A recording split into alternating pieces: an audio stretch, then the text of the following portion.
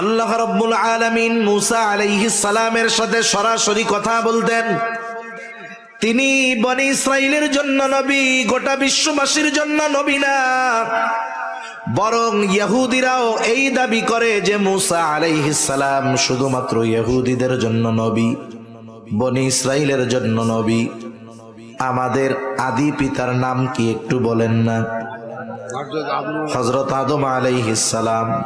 এটা কিন্তু আকীদাগত বিষয়।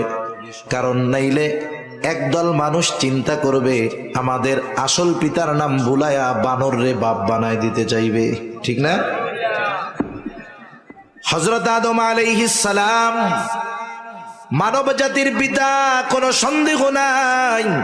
কিন্তু সব মানব জাতির জন্য আল্লাহ তাআলা ওনাকে নবী বানান নাই। হযরত ইব্রাহিম আলাইহিস সালাম কেমন